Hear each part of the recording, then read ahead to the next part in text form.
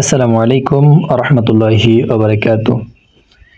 আমাদের প্রত্যেকের বাড়ির আঙিনায় কিছু পতিত জমি থাকে, অথবা আমাদের যাদের ঘর বাড়ি ছাদ দেয়া, আমাদের ছাদের উপরে কিছু জায়গা থাকে। আমরা চাইলেই খুব সহজে এই জায়গাটুকু কাজে লাগাতে পারি। এই যে দেখুন, এই দেখা যায় আমার ঘর, নতুন ঘর তৈরি করতেছি, তার পিছনে এই যে কিছু জায়গা আছে, পতিত জায়গা। আমি এই জায়গাটা ফেলে না রেখে আমি এই জায়গায় যে দেখেন, আমি এটা ঢেঁড়স, অনেক এলাকায় ভেন্ডি বলে। দেখুন, আমি প্রথমে যে আমার সামনে দেখা যায় পুঁইশাক দিয়েছি। পুঁইশাক গাছটি মোটামুটি বড় হয়েছে, আর কয়েকদিন পরে পুঁইশাক খাওয়া যাবে ইনশাআল্লাহ। এর মধ্যে আমি পুঁইশাকের সাথে সাথে এবার আমি চিন্তা করলাম যে এখানে আরও কিছু করা দরকার। সেই জন্যই আমি সেই চিন্তা করে এই যে দেখা যাচ্ছে ঢেঁড়স, আমি নিজেই বীজ সংগ্রহ করেছি কোনো এক জায়গা থেকে। বীজ সংগ্রহ করে আমি আজ ঢেঁড়সের বীজ বপন করব।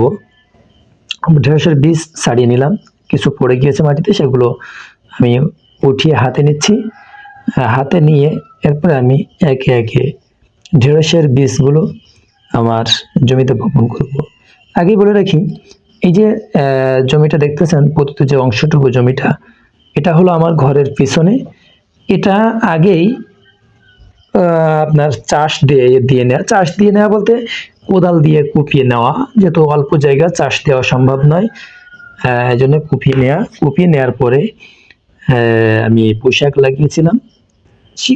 জমিটি মোটামুটি ঝুরঝুরা আছে এখনো পর্যন্ত, তবে একটু চেপে গিয়েছে, মাঝে কয়েকদিন বর্ষা হয়েছে, জায়গা একটু চেপে গিয়েছে।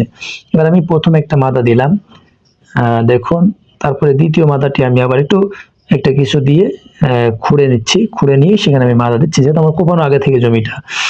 প্রথম একটি মাদা দিলাম, প্রথম মাদা থেকে এবার আমি দেখেন দ্বিতীয় মাদাটি দিলাম। প্রথম মাদাটি থেকে দ্বিতীয় মাদাটির দূরত্ব আছে 3 ফিট, অর্থাৎ 2 হাত। আগে থেকে আমার মেপে ওখানে দাগ করে দিয়েছি, চিহ্ন করে রেখেছি, এবং সেখানেই আমি যেখানে যেখানে চিহ্ন আছে সেখানেই আমি মাদা দিচ্ছি। আমার 3 ফিট করে আছে, অর্থাৎ 2 হাত করে ঢেঁড়স গাছ। আমি প্রতিটি মাদায় 2টি করে, দেখুন, প্রতিটি মাদায় 2টি করে আমি বীজ, ঢেঁড়সের বীজ বপন করছি। এটাতে একসাথে 2টা দিয়েছি আর কি, পাশাপাশি করে দিয়েছি 2টা। প্রতিটি মাদায় আমি 2টি করে ঢেঁড়সের বীজ দিয়েছি। আমি একটা করে দিতে পারতাম, কিন্তু একটা করে না দিয়ে 2টি দেওয়ার অন্যতম কারণ হলো, দেখুন, অনেক সময় কিছু বীজ অঙ্কুরোদ্গম হয় না, ফলে সেটাতে চারা জন্মায় না। আবার অনেক সময় জন্মায়, আবার অনেক সময় এমন হয় 2টি চারা, মানে একটি চারা হলে হয়তো খুব বেশি ভালো হয় না। তো 2টি চারা বীজ দেওয়ার অন্যতম কারণ হলো, যদি কোনোটা ফল্ট করে, অঙ্কুরোদ্গম না হয়, চারা উৎপাদন না হয়, তাহলে দেখা যাচ্ছে একটা জায়গায় হলো না, আর একটা জায়গায় 2টাই হলো। আমি ওইখান থেকে একটা উঠায় আমি এখানে দিতে পারবো, যেহেতু আমি উঠায় আবার রোপণ করবো না, আমরা যেভাবে আছে ওভাবে থেকে যাবে। এটা সহজ একটা পদ্ধতি, আপনি চাইলে আরো সুন্দর পদ্ধতিতে করতে পারেন, তবে এটা আমার কাছে সহজ মনে হয়েছে, তাই আমি এটা করছি। তবে এই পদ্ধতিতে ইতিপূর্বে আমি খুব ভালো ফলাফলও পেয়েছি আলহামদুলিল্লাহ। তো আপনারা এভাবে আপনাদের বসত বাড়ির আঙ্গিনায়, আরেকটা বলে রাখি, আজ আমি চারা রোপণ করলাম, এখানে ওই যে দেখেন পিছনে কিছু মরিচের চারাও রোপণ করা হয়েছে।